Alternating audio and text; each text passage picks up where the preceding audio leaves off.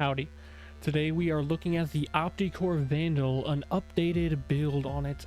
It is actually way better than I was expecting, I gotta say.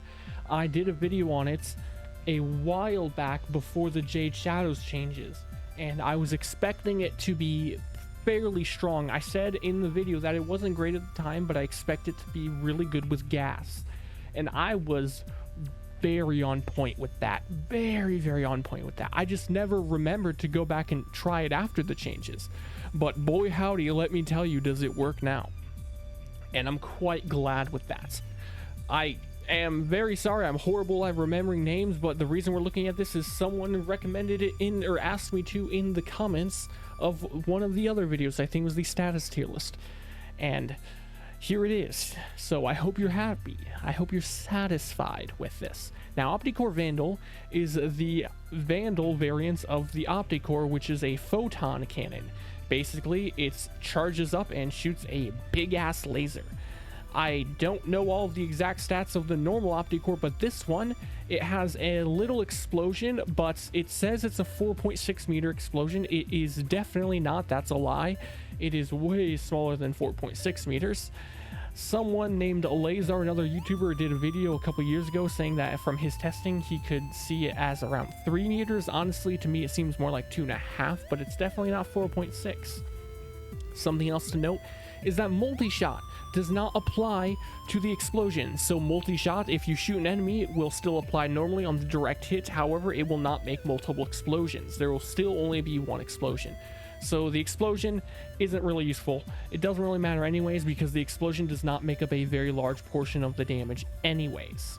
It also has an innate punch through of 1, which is nice for if you don't build punch through, though I do still like building punch through on the weapon just to make it hit a few more enemies. Very nice. It also has a very wide beam of 0.5 meter according to the wiki, and it makes it very easy to hit enemies with it, though something you have to keep in mind with that is that because of the size of the beam, you can easily get body shots when you're trying to aim for the enemy's head. If it is just a little bit too much on the body instead of the head, it will count as a body shot when you would swear in your life that it's a headshot. Not the end of the world, but it can be a tad bit inconvenient at times. The stats on the weapon are a 0.6 second charge time, a fire rate of 2.8 in the magazine, 1.4 second reload speed, which is actually pretty nice, 24% crit chance, a 2.6 multiplier, 30% status chance, 40 slash, 140 puncture, 20 impact for a total of 200 damage, and the radial attack is 100 magnetic damage when you've got a fully charged up shots, and 60% fall off. Again, though, we don't really care about that. The damage is 400 total damage when you have a fully charged shot, which is at 80 slash 240 puncture, 40 impact, so literally double that of a quick shot. The weapon is all black at base because you can do this. It's really funny. There's only a couple weapons that can do this, but if you put all black on it, it turns it into what literally looks just like a freaking shadow. I find this really funny, but you don't have to do that, obviously. The gun looks pretty cool at base. I just think this is really funny to do. And this weapon, in my opinion, there's only 2 real ways you should build this, and that is electric or gas. You can try to force slash onto it with hunter munitions, though I don't think it's that great. You can also go for upfront damage, though I also don't think that's really worth it, especially when you'd be wasting the high status chance this weapon has at base. So we're mostly going to just focus on electric and gas for this video. Headshots are very important because it's a crit weapon, and headshots can they apply to both gas and electric, and you can make use of the bonus headshot multiplier with Deadhead by using that. So we are of course using Deadhead because it's easy to keep up the Merciless, and that extra headshot multiplier is so freaking massive on gas and electric. First, we will show the gas build. Prime Shred for even more punch through and for extra fire rate. You don't have to run this. You can really ignore fire rate if you feel like it doesn't need extra fire rate. I personally like to have the extra fire rate, but it's not necessary. And same for the punch through. You don't need more punch through, but it is nice. If you don't have Prime Shred, but you still want to go with something similar, normal Shred works perfectly fine.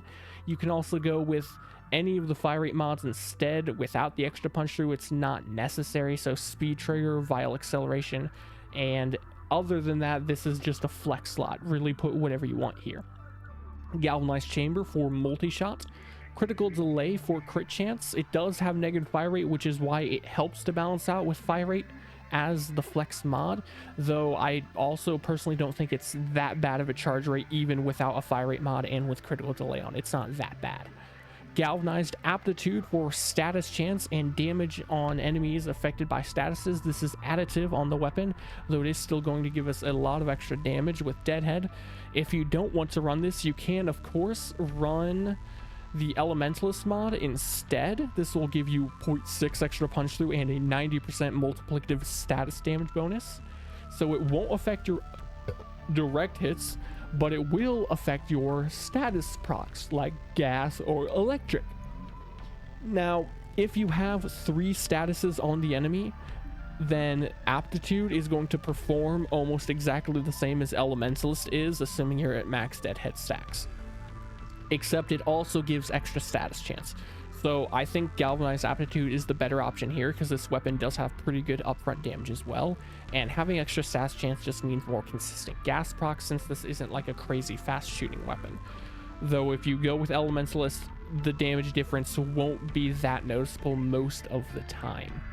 Vital Sense for crit damage. Thermite rounds and Malignant Force for the status chance and for the elements to give us gas. Vital Sense, I already said that, wait a second. Galvanized Scope for even more crit chance because we're only at 72% with critical delay, and I would like to get guaranteed orange crits, or yellow crits I mean. I'm schizophrenic, sorry about that. 120% crit chance on headshot when aiming for 12 seconds, and on headshot kill we get another 40% crit chance for 12 seconds when aiming, stacking up to 5 times. Each stack from the secondary part of this mod is counted independently, so keep that in mind. But overall, it's just going to give us much more crit chance. A very nice mod to have. Though, if you don't want this, it is mostly a flex mod, but I find it to be the best option here. We have nothing affecting our damage on our Warframe. And then Epitaph is just here to apply Viral if I need to, and Grouping from Telos Boltist if need be to show it. And then we can also Armor Strip with Unero if I need to show it. We are going to build up all of our stacks first so that the damage is actually fair, and to do that we are going to just group them, armor strip them, apply viral, and then kill the group real quick. Of course it's going to pulverize them because why would it not? And now our stacks are all maxed up. For a weapon that is going to have no armor strip and no viral procs and no outside damage buffing, that is some pretty decent damage, I'd say. For a gas built weapon, look at that. That is really strong damage. The magnetic inherently on the explosion, while the explosion is not going to be affected by multi-shot, it does apply a status separately from the direct hit.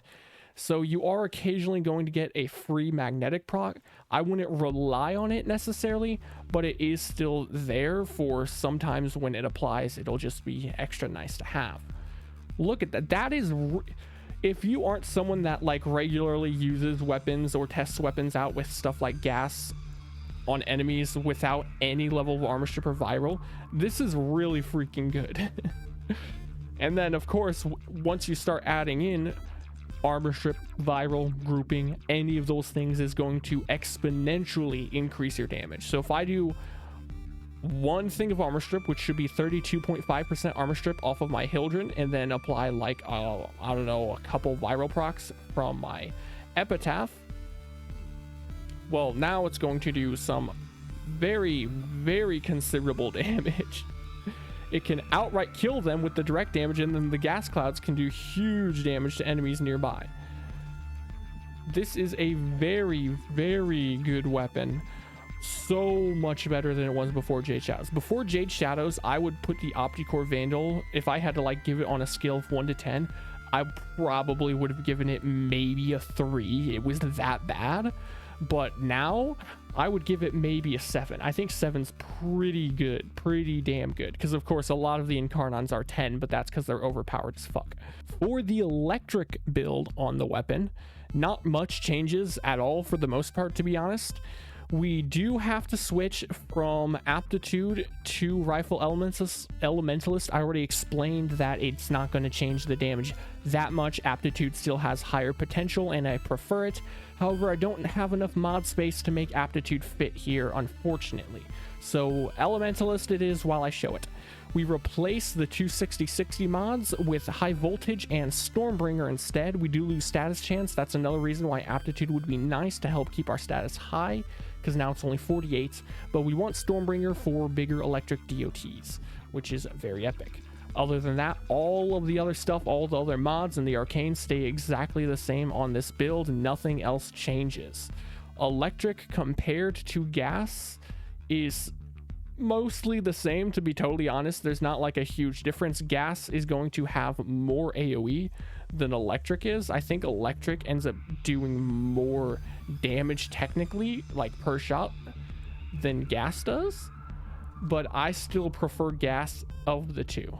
Though which one you end up using is entirely up to you. It's not going to make that big of a difference.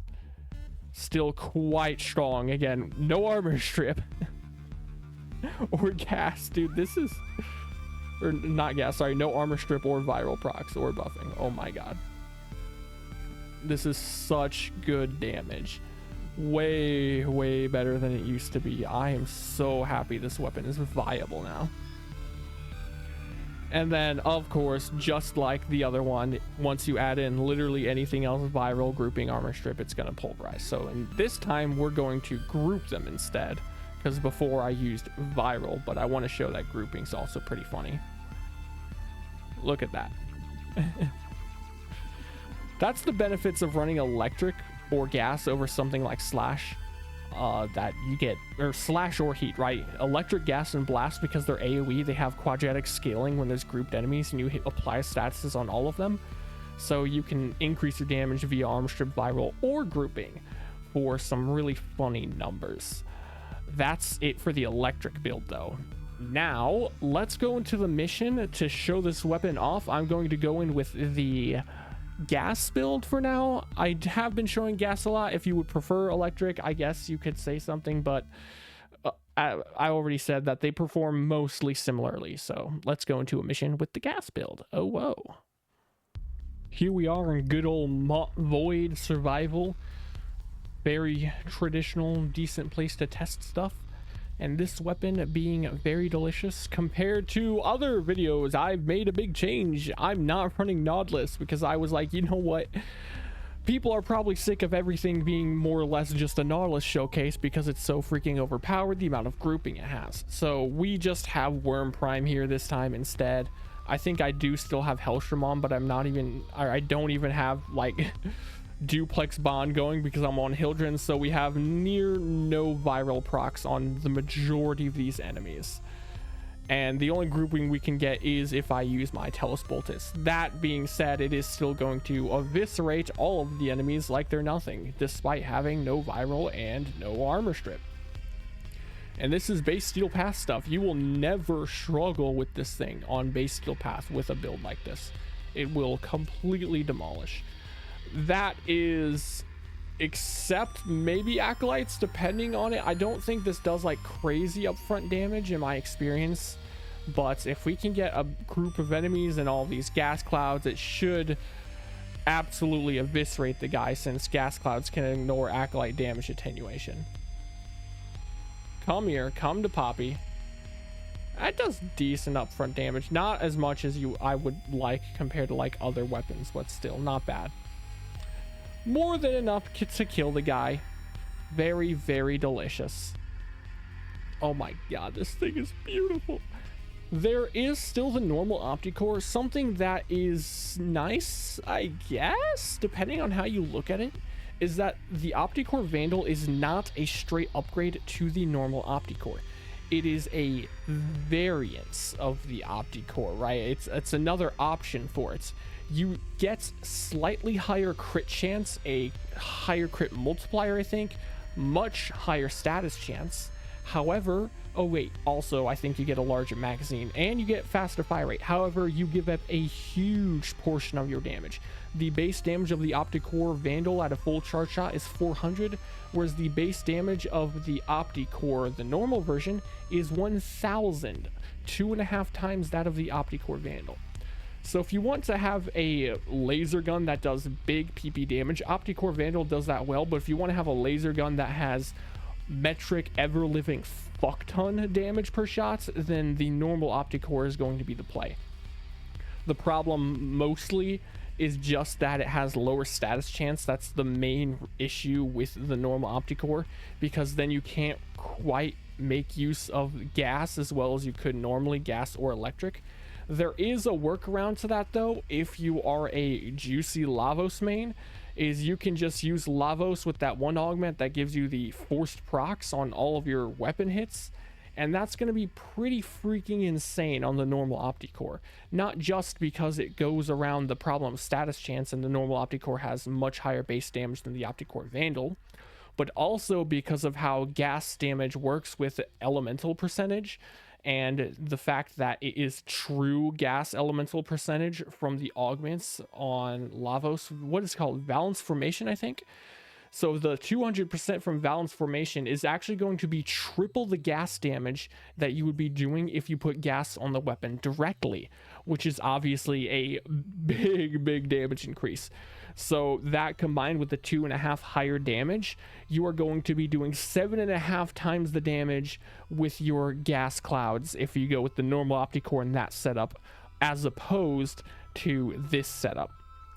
Though it comes at the way worse reload speed, lower magazine size, worse charge rate, all of that, and then forcing you on the Lavos. But still something worth possibly trying. Maybe I'll do a video on that setup I just explained in the future.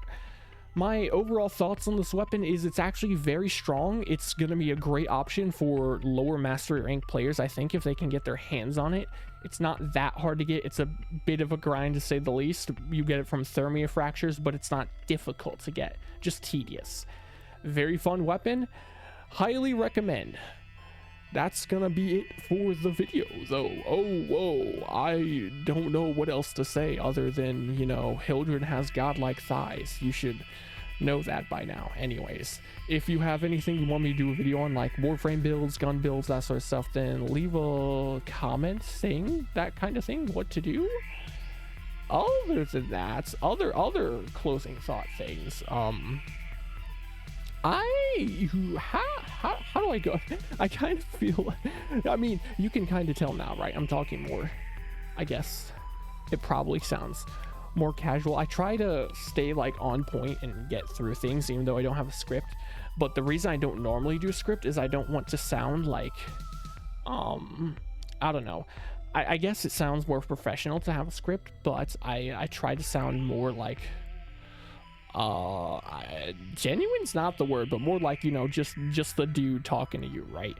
But I've unfortunately, through a byproduct of making so many videos now and attempting to like not like stagger with my words or stutter any sort of thing and stay on point, is now I'm kind of falling into the hole of sort of sounding like your typical YouTube man.